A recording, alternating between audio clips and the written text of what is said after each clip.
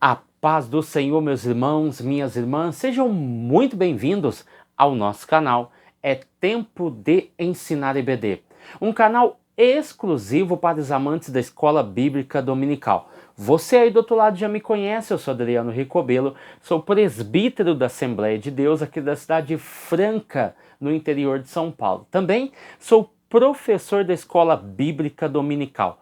Ministro aulas também no CAPED, que é o Centro de Aperfeiçoamento Pedagógico da Escola Dominical. E hoje nós iremos estudar a lição de número 6. Ela tem como título A Promessa de Cura Divina. Vai ser um tema maravilhoso, um conteúdo excepcional, amém? E antes de nós iniciarmos o nosso vídeo, gostaria de pedir para vocês 3 coisas importantes para o nosso canal. Deixa aquele like abençoado, aquele like que tem nos ajudado muito. Também deixe também o seu comentário. Isso é muito importante para nós, saber o que você pensa, saber de onde você está falando. Quero deixar um coraçãozinho, também quero deixar uma palavra de bênção e de vitória para a tua vida.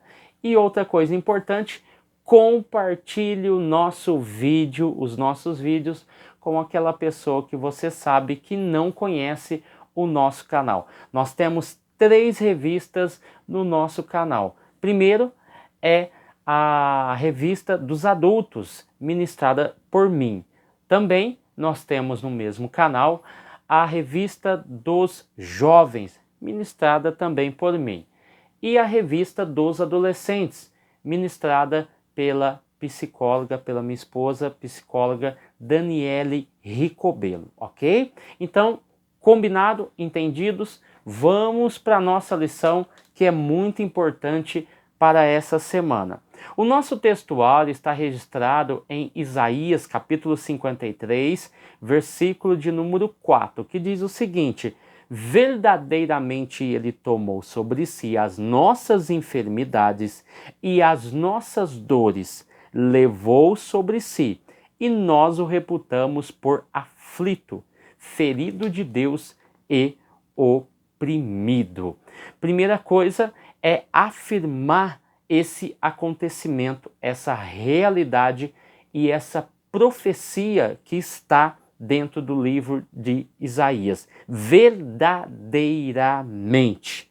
Ele, e nós temos 2 questões aqui. Primeiro, ele, depois, nós. Ele fez o quê? Ele tomou sobre si as nossas enfermidades e também tomou sobre si as nossas dores. Segundo ponto, ele levou. Ele não somente tomou sobre si, mas levou esse fardo, essas enfermidades e essas dores.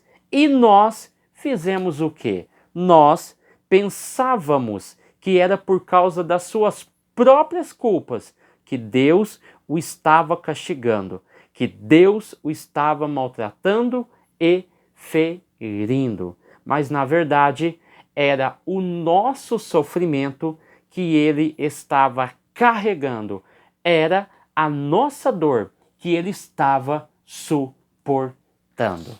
Amém? A verdade prática, Jesus é o médico dos médicos e não há debaixo da terra, em cima da terra, não há enfermidade que ele não possa curar. Amém? A leitura bíblica em classe vai tratar sobre 3 capítulos. Capítulo 53, que tem como palavra-chave consolo. Mateus capítulo 8, que tem como palavra-chave prova. Tiago capítulo 5, que tem como palavra-chave perspectiva, ok? Depois nós vamos voltar nesses textos, né? É um textão, né? São 3 capítulos. Poderia até resumir aí, né, CPAD? Colocar um só, depois colocar os outros 2 textos já embutidos na lição, enfim, tá? Mas tudo bem, vamos lá. Nosso plano de aula, o Senhor sempre desejou curar o seu povo. Por isso, ele apresentou no Novo Testamento como Jeová Rafá, Ou seja, esse é o Deus que cura, esse é o Deus que modifica, que transforma, que traz estabilidade e estrutura para o nosso corpo. Ele é Jeová Rafá. A motivação, o plano da salvação não somente nos trouxe a redenção, isso é fato. As benécias da salvação e as benécias do reino instituído em nosso meio também trouxe a promessa de cura para o nosso corpo físico abatido, deprimido, o nosso corpo judiado pelo tempo. Então, temos uma promessa. Vamos aqui para o nosso comentário, para a nossa introdução. Na cruz do Calvário, ou seja, o sacrifício substitutivo do nosso Senhor Jesus Cristo, fez com que essa obra se tornasse completa. Ela foi substitutiva de uma só vez. Não precisa mais de sacrifícios. Essa obra efetiva por ele nos autoriza a clamar pela cura divina. Clamar é bradar, bradar é gritar. Ou seja, devemos, num ato de desespero, num ato de angústia, num ato de desespero, porque somente nós, pessoa, sabe o quanto sofremos por causa de uma enfermidade.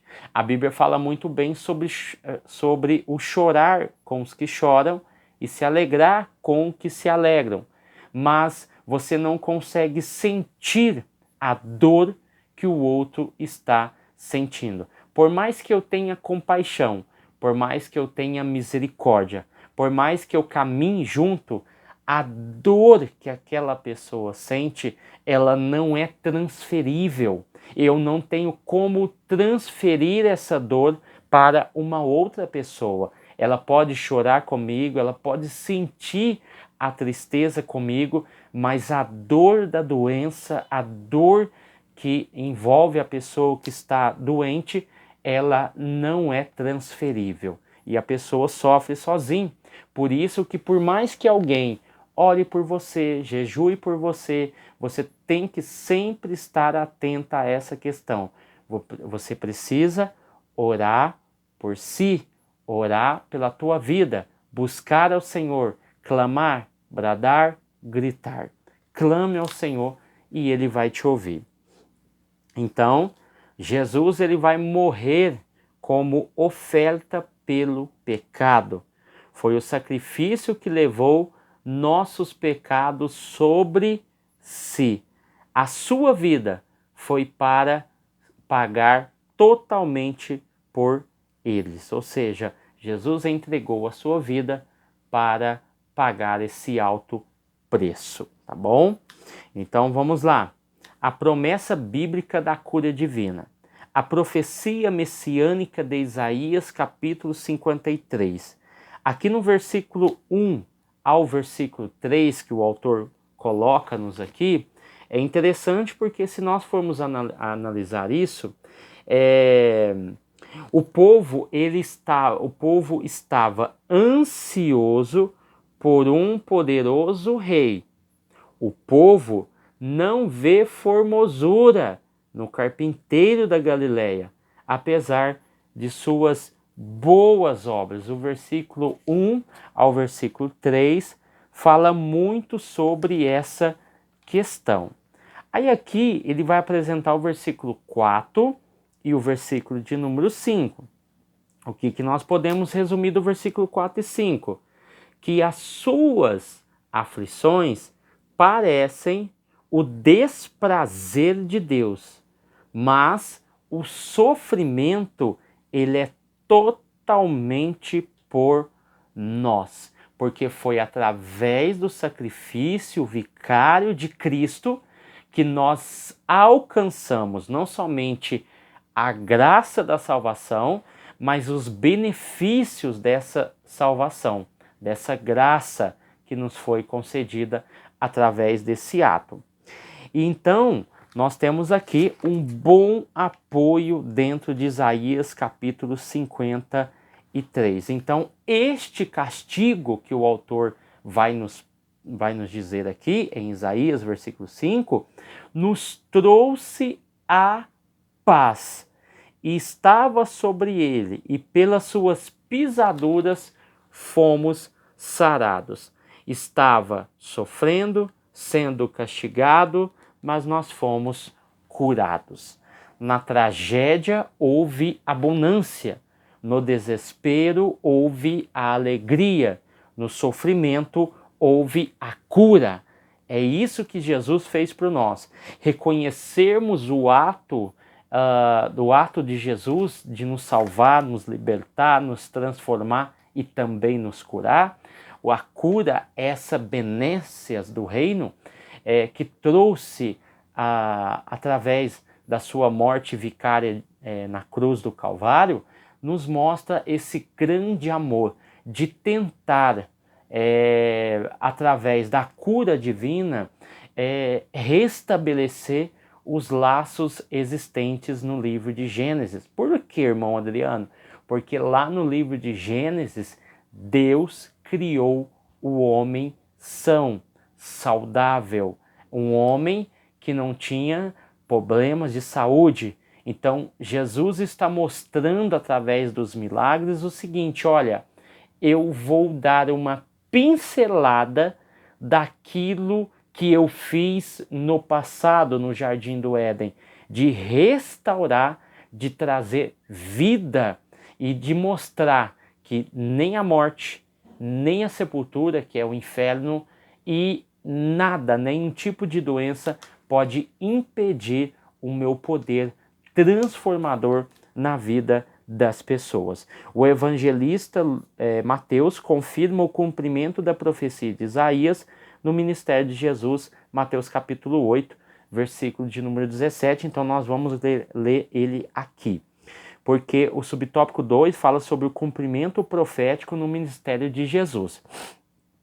Ele curou a sogra de Pedro, que estava enferma.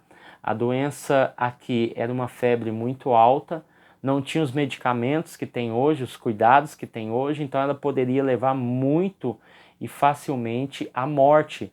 E Jesus vai nos mostrar que as tentações espirituais e provas físicas, como a doença, mostra a nossa vulnerabilidade como seres humanos. Uma febre poderia matar a sogra de Pedro, assim como qualquer doença, por mais insignificante que seja hoje, no passado era algo que poderia trazer a morte.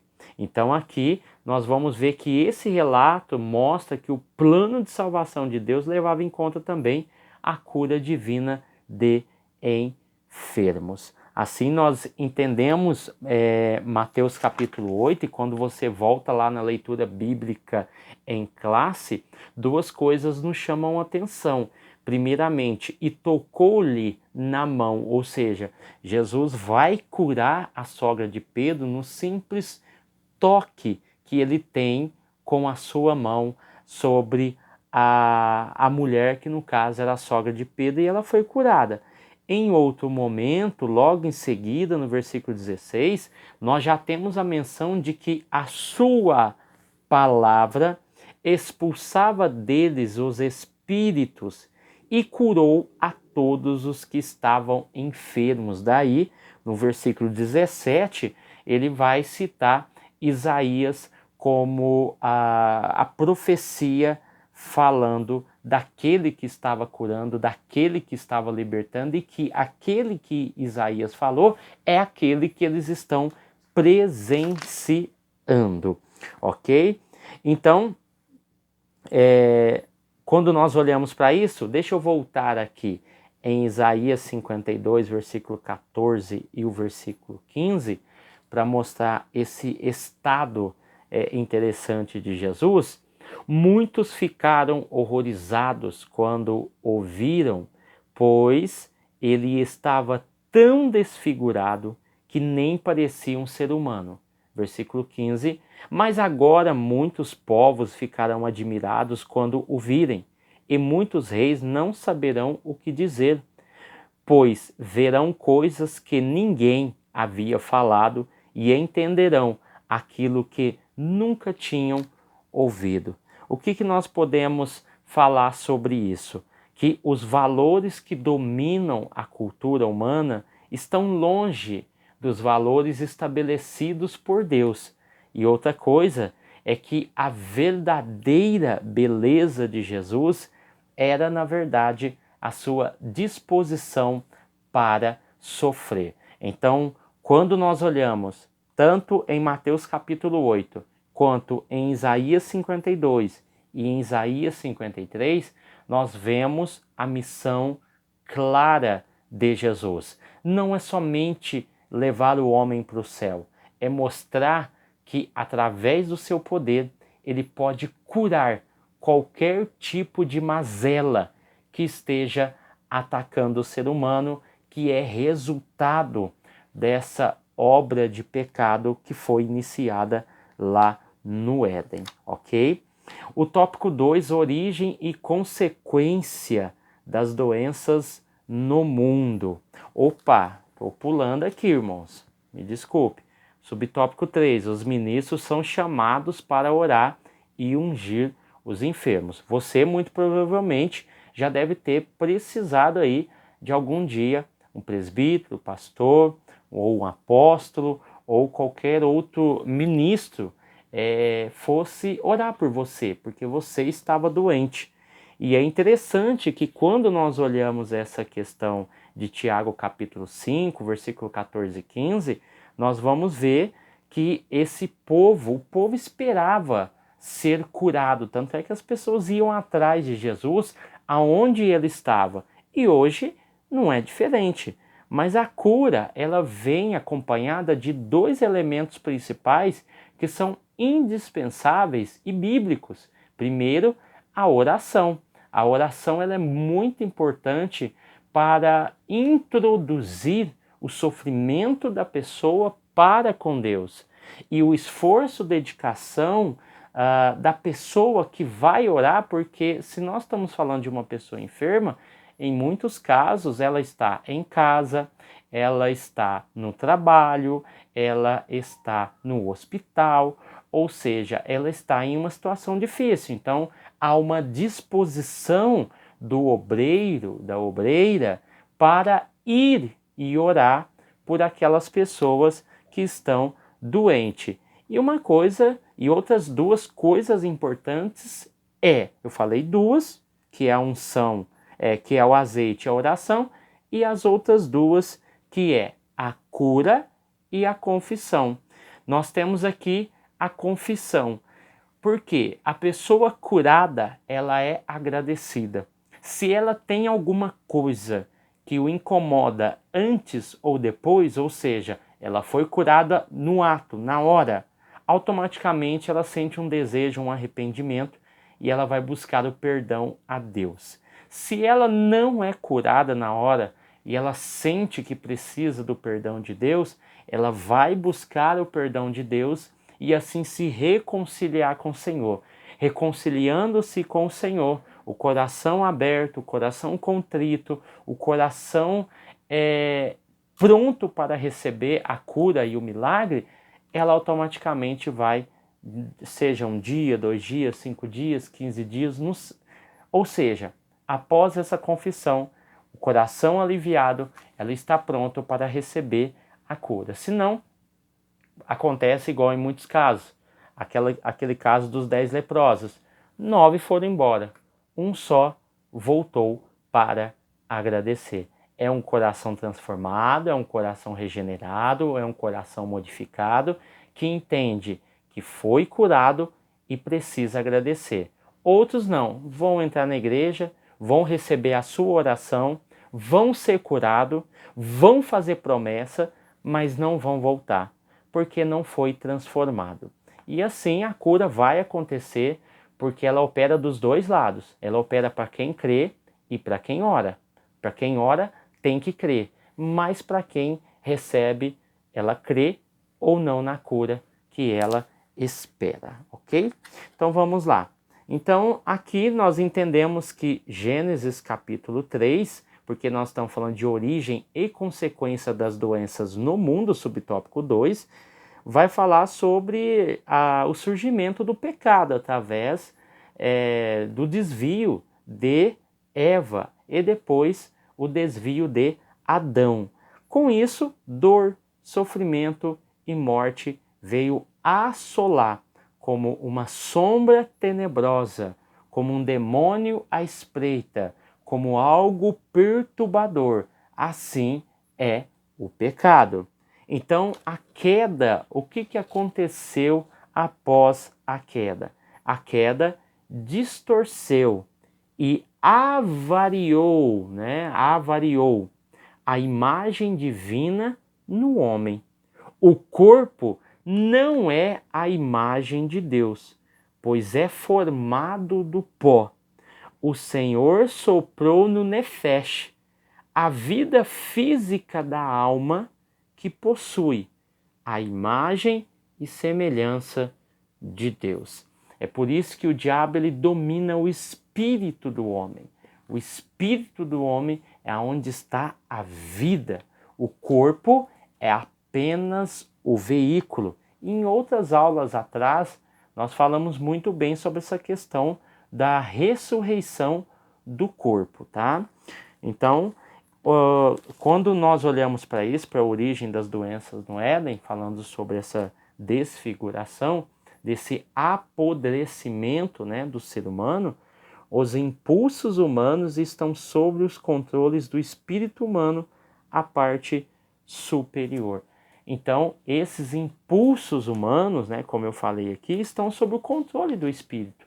Se eu tenho um espírito controlado pelo mal, eu estarei fazendo coisas maléficas. Se o meu espírito é dominado pelo Espírito Santo, que tem o poder de convencer o homem do pecado, da justiça e do juízo, e ele transforma a minha vida, o meu lado exterior é transformado, mas primeiramente o interior foi modificado. E assim eu tenho uma obra, uma regeneração completa. Então o autor está especificando que a verdadeira causa do advento das doenças é o pecado, tá? Então é muito diferente. Por que essa afirmação parece tão óbvia? Porque nós temos aí, por exemplo, a teologia da libertação, que fala sobre o pecado social. Os irmãos já devem ter estudado aí junto comigo no nosso canal. Nós já falamos sobre isso em outras aulas, em outras revistas, que o pecado social nada mais é do que aquilo que a teologia da libertação fala do seguinte, o pecado existe por quê? Por causa das mazelas. Então, se nós acabarmos com as mazelas, com a pobreza, com a violência, com a discriminação, seja racial, ou seja por gênero, masculino ou feminino, nós acabamos com o pecado, porque o pecado tem origem nas causas sociais. Isso a teologia da libertação vai defender esse ponto, tá? Nós não. Nós acreditamos que as mazelas, elas não são fruto das ações sociais no mundo, mas do pecado que aconteceu no Éden. Daí desencadeou o pecado no mundo, tá?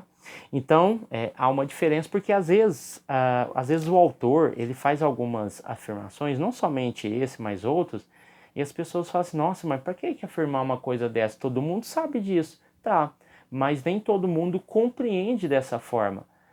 Você sabe, o outro sabe, o seu aluno sabe, mas nem todos que estão ali compreendem dessa forma. Inclusive o mundo, pode compreender dessa forma. Se você fala para uma pessoa que é adepta da teologia da libertação, ela não vai entender dessa forma, que o pecado existe por causa do pecado original no Éden. Não, ele vai falar assim, não, o pecado existe por causa das mazelas que acontecem no mundo. Se nós erradicarmos as mazelas que acontecem no mundo, nós vamos erradicar o pecado. Por isso que a teologia da libertação, ela tende a pender muito para o lado da esquerda política e não para o lado da direita política, né? Aqui no Brasil nós temos um representante da teologia da libertação, que é o Leonardo Boff, né? Depois você dá uma pesquisada aí, você vai ver.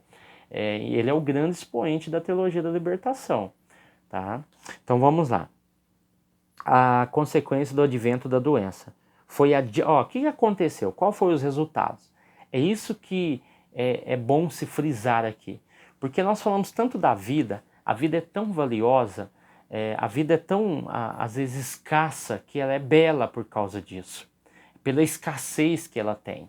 O autor vai falar que a diminuição do tempo de vida do ser humano teve alguns estágios. O homem conseguiu viver aí com Adão, por exemplo, 930 anos. Você pega Enos, 905, Sete, 912. Aí você tem uma diminuição. Quando aconteceu o dilúvio, Deus demarcou a vida do ser humano até 120 anos.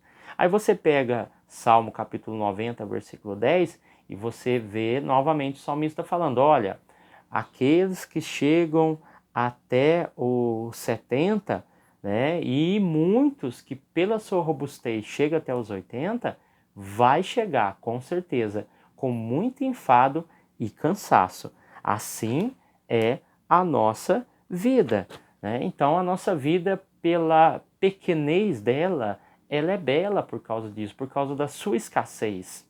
É interessante que nós precisamos, deixa eu abrir um parênteses aqui, né? Concernente à questão da vida.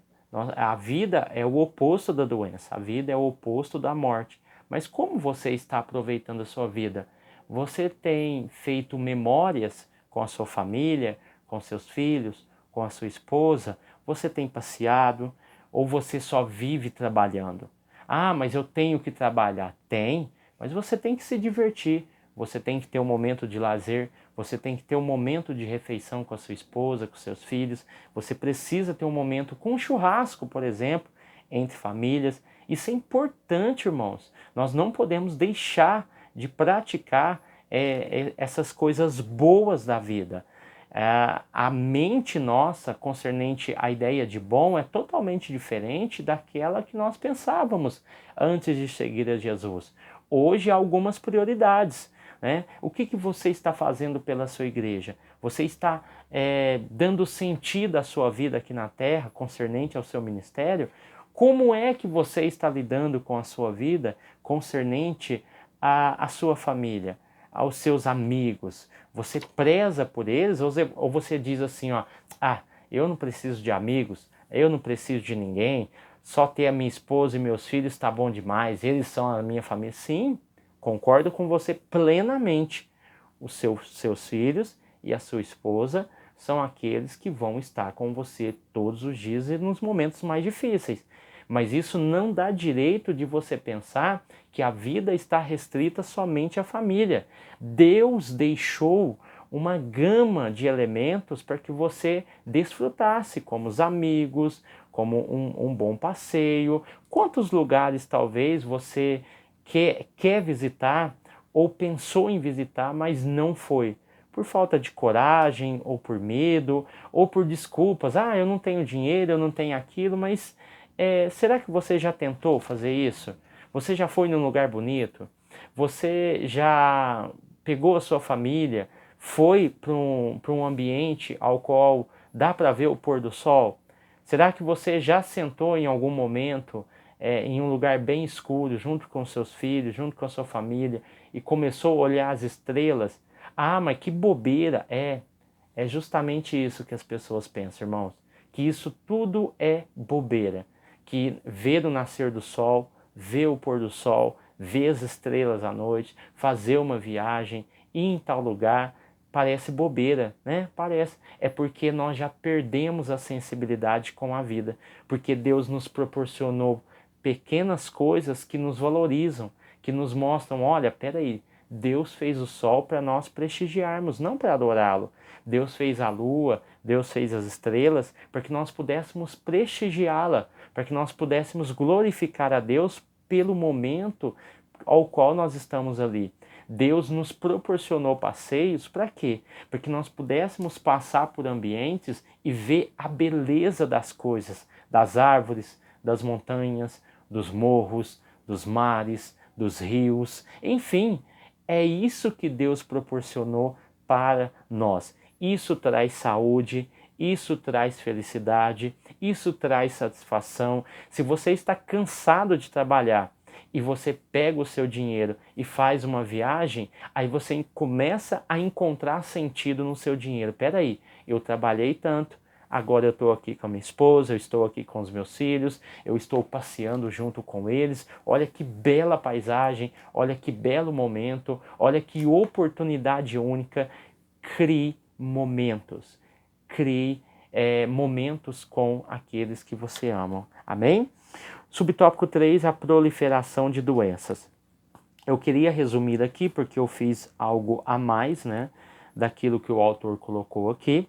Concernente à proliferação das doenças, eu queria falar sobre algumas doenças, né, que podem nos atacar, podem nos colocar em cama e pode aí destruir sonhos, projetos, tudo aquilo que às vezes a pessoa sonhou. Talvez você está me assistindo, está numa cadeira de rodas e isso não foi o que você planejou para você. Talvez você está aí me ouvindo, está numa cama, ó, eu não posso ir na escola dominical, encontrei o irmão Adriano, ele ministra a aula, estou assistindo as aulas dele, mas se eu perguntasse para você, você queria estar nessa cama que você está aí? Em hipótese alguma. E às vezes está em depressão, angustiado, abatido, deprimido, pensando até em suicídio por causa da situação que você está vivendo. Mas não faça isso, porque Deus tem esperança para você. Assim como Deus curou no passado, Deus cura no presente, Deus estabiliza no presente, Deus restitui a saúde. Então não fique assim, cabisbaixo, abatido, deprimido. Vamos buscar o Senhor, vamos orar ao Senhor para que Deus venha nos ajudar. Então, dentro dessa questão, nós temos as doenças infecciosas, que são vírus, bactérias e fungos. Nós temos as doenças crônicas, que são diabetes, hipertensão, câncer. Nós temos as doenças autoimunes, que são a artrite reumatoide e lúpus. As doenças mentais, que pode atacar o corpo, depressão, ansiedade, esquizofrenia. E nós temos as causas comuns delas, que são agentes patógenos, que é vírus, bactérias, fatores ambientais, poluição, radiação. Por isso que a teologia, quando a gente fala de uma teologia natural, uma teologia ambiental, nós estamos falando do cuidado, da preservação, porque Deus deixou a terra para que nós pudéssemos cuidar dela. Nós temos o estilo de vida, tem aqui o tabagismo e o sedentarismo. Nós encaixamos como cristãos nessa questão do sedentarismo. Tem feito caminhada? Tem feito corrida? Tem buscado se alimentar melhor? Esses dias eu passei aí por um clínico, né? Todo ano eu faço. Faltou ferro no corpo. Estou tomando aí um comprimidinho para poder estabilizar esse ferro no meu corpo que estava faltando, muito por causa de algumas correrias, trabalho, talvez uma má alimentação, não que esteja passando fome, mas que faltam alguns nutrientes, como o ferro. Então é importante que se faça essa avaliação, ver como está o corpo e tentar buscar a melhora, tá bom? Uma boa alimentação é muito importante para você pregador, para você que viaja, para você que trabalha o dia todo numa empresa, sabe como é desgastante, né?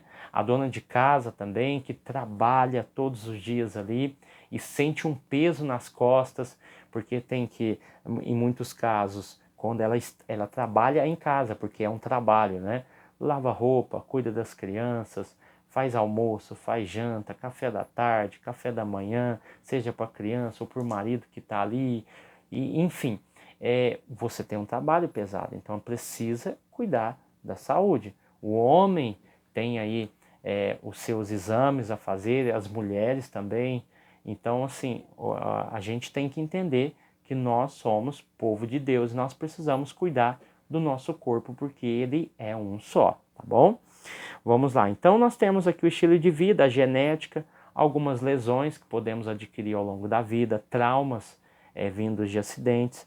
Então, qual que é a prevenção, irmão Adriano? Então, nós temos que ter essa responsabilidade. Nós estamos falando de uma escola bíblica dominical. O que você tem que passar para os seus alunos? Porque nós estamos falando de cura divina, mas espera aí, essa cura divina, ela é algo inevitável ou foi algo evitável? Algo que poderia ser evitado?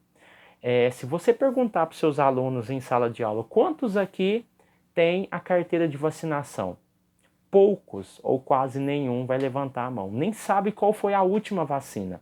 Então, quando a gente fala de prevenção, a gente está falando de vacinação em dia, a gente está falando de higiene pessoal, a gente está falando de alimentação saudável, de exercícios regulares e a redução do estresse. Como é que se reduz o estresse? Eu acabei de dar a dica agora há pouco. Uma boa viagem, um bom passeio, descontraído, de celular desligado, sem preocupação com o mundo exterior, pode reduzir o estresse significativamente. Também, algumas pessoas que trabalham demais, reduz a carga, irmão. Procura organizar as finanças, reduz a sua carga, sofra menos, procure uma saída. Por isso que a sabedoria que vem do céu é muito importante. Ela vai fazer com que nós trabalhamos com a cabeça e não com o corpo, ok? Então vamos lá. Então esse sofrimento, né, dentro das escrituras, terminando essa parte, é o resultado do pecado, é inevitável, tá? Então nós temos aí o homem do tanque de Betesda, por exemplo, que Jesus falou, ó, eu te curei, mas não caia em desobediência novamente, porque um castigo pode vir. Então nós temos que tomar muito cuidado da cura, o que vai acontecer depois. Essa doença pode vir de Satanás, isso nós vimos aí em Jó. Toque no corpo e nos ossos, mas não toque no espírito, não toque na alma de Jó. Ela é minha. A doença para o próprio bem do homem e para a glória de Deus. Se você pega, por exemplo, 2 Coríntios capítulo 12, do 7 ao 9, você vai ver o espinho na carne de Paulo. Ela veio para o próprio bem de Paulo e também para a glória de Deus, tanto é que ele reconheceu, a tua graça me basta. João capítulo 9, do 1 ao 3, vai falar que os discípulos, olhando para a doença apenas como um castigo pelo pecado, eles perguntaram, quem pecou? Este ou seus pais, para que nascesse cego? E olha o que Jesus respondeu, olha como Jesus abordou o assunto. Nem ele e nem os seus pais pecaram para que ele nascesse assim, mas para que manifestasse nele as obras de Deus. Então assim é a questão da doença para Deus. A doença, ela é algo para ser curado. Então Jesus está falando, ninguém pecou nesse caso.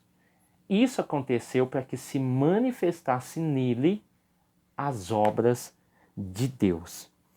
Tanto é que das 26 pessoas curadas por Cristo, e aqui nós estamos falando de fatos ocorridos e registrados. Jesus curou muitas pessoas, várias pessoas que a Bíblia diz, mas registradas com fatos foram 26 pessoas. 6 são mencionadas como espírito maligno, ou seja, das 26 pessoas curadas por Cristo, 6 houve a menção de que provinha de espíritos malignos. É interessante e tão intrigante que quando você pega, por exemplo, aquela mulher encurvada, o texto vai deixar claro que a encurvadura dela era devido a demônios. Só que percebam que nessa situação, nesse episódio, nenhum demônio é expulso daquela mulher. Repare bem, tem doenças que Jesus expulsou demônios. Tem doenças que Jesus curou e que não tinha nada a ver com a natureza dos demônios.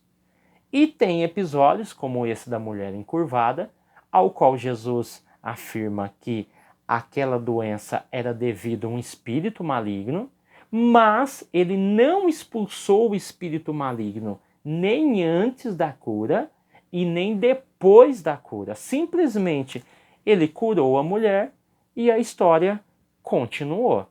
Então são casos e casos específicos. Então não é porque uma pessoa é encurvada, nós não podemos levar ao pé da letra que ela tem um espírito maligno, né? Ou que ela tem uma doença é por causa do pecado, senão vamos cair no mesmo equívoco dos discípulos, tá? Jesus Cristo cura sim. Deus se revelando com poder curador. Eu sou o Senhor que te sara. Êxodo 15, versículo 26. Aqui nós estamos falando sobre tópico 1, né, que fala sobre a cura divina, faz parte do plano de Deus. Depois de curar pessoas, teve grande compaixão deles. Então, o que acontece aqui? Êxodo capítulo 15, versículo 26, nós temos que entender uma coisa, nós temos que ser atentos à voz de Deus, tá? Essa é uma pré-condição. Quando você olha a questão do Deus que cura e da questão do Deus que tem grande compaixão dessas pessoas que foram curadas e saradas, nós temos que entender que nós devemos ser atentos à voz de Deus, fazer aquilo que é reto e ouvir os seus mandamentos e guardar as suas leis. Então isso é importante, né? Isso você vai ver aqui descrito em Mateus capítulo 9, né? Versículo 35 e 36. Por quê? Porque o Deus que cura a cura divina faz parte do plano de Deus. Mas nós precisamos ouvir aquele que cura. Nós ouvimos tanta coisa, né? As pessoas ouvem tantas coisas, tantas promessas. Pregadores que estão aí pregando, anunciando cura, milagres e carreata e não sei o que, e nada acontece. Nós temos que tomar cuidado com pessoas que pedem dinheiro para curar, ou pessoas que recebem dinheiro por causa de uma cura. Então nós temos que tomar muito cuidado, tá? Porque naquele dia, a Bíblia vai dizer, Senhor, mas nós expulsamos demônios, nós fizemos tantas maravilhas, nós fizemos tanta coisa. O que Jesus vai falar? Apartai-vos de mim, vós que praticais. Não é que praticou e se arrependeu, é que ele estava falando no nome de Jesus e praticando coisas erradas.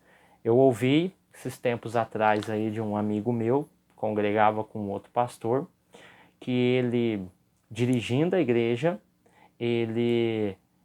inclusive eu preguei nessa igreja, não sabia disso. Ele chegou um dia, ele pegou o dinheiro do dízimo, ele pegou R$1.000, ele casado, e foi e gastou com 2 prostitutas. E é isso que acontece. E num outro dia a pessoa está ali pregando a palavra, falando do amor de Jesus, né? E até orando pelas pessoas. E a gente não sabe disso, a gente não tem ciência dessa realidade porque é muito particular da pessoa. E muitas das vezes nós nem ficamos sabendo. Por isso que Jesus falou, olha, vós que praticais a iniquidade. Então toda vez que você for chamar um obreiro para a tua igreja, for chamar alguém para ministrar, procura saber sobre essa pessoa, qual igreja ela congrega, se ela tem um bom testemunho, se o pastor dela autoriza, se ela realmente tem um pastor, ou ela é um andarilho de Cristo, né? Sem rumo, sem igreja, sem pastor. Então é importante tomar um pouco desses cuidados aí, para quando você for chamar alguém, até para valorizar aqueles que andam certo, né? Porque às vezes você está valorizando uma pessoa errada, né? Jesus cura. O mesmo Jesus que curou nos evangelhos é o mesmo que cura hoje, tá? É o subtópico de número 2. O 3, o que podemos fazer para receber a cura divina? Crer, confiar, pedir, perseverar na fé e oração. crer, confiar e pedir. Persevere na oração e assim você vai conseguir a sua vitória. Hebreus capítulo 11, versículo 1, já estamos encerrando. Ora, a fé é o firme fundamento das coisas que não se esperam, que se esperam, e a prova das coisas que não se vê. Tiago capítulo 4, versículo 3, e quando pedis, não recebeis, porquanto pedis com a motivação errada, simplesmente para esbanjares em vossos prazeres. Já percebeu na igreja, irmão, a gente falando de cura, né? Tem gente que não quer ser curado, porque vai perder o benefício. Tem gente que não quer ser curado, porque vai ter que voltar a trabalhar. Tem gente que não quer ser curado, porque ele vai ter que voltar à sua vida normal. Então ele prefere mendigar a esmola do governo, a pensão do governo, ele prefere mendigar o salário mínimo do governo do que ser curado e voltar às suas atividades. Então tem muita gente assim, até na igreja, tá? Pessoas que não querem ser curadas, porque se elas forem curadas, elas vão perder o benefício. Então é algo de se pensar, será que todos querem ser curados? Né? Então aqui Mateus 7, versículo 7 ao 8, peçam e será dado, busquem e encontrarão, batam a porta e será aberta, pois todo aquele que pede, recebe, o que busca, encontra, e aquele que bate, a porta será aberta. Tá? Então, Jesus, Mateus capítulo 13, versículo 58, vai falar que Jesus em Nazaré não realizou ali muitos milagres por causa da falta de fé daqueles que o procuravam, tá bom? Depois você lê Mateus capítulo 9, versículo 35 e o versículo 36. Amém, meus irmãos? Foi muito bom estar aqui com vocês. Deixa eu orar pela tua vida. É um momento de cura, de milagre, de libertação. Deus, eu te glorifico, te exalto e te agradeço. Te peço em nome de Jesus, cura essa pessoa, Senhor, que está nos ouvindo do outro lado da telinha, que está em sofrimento, Pai. Levanta ela dessa cama.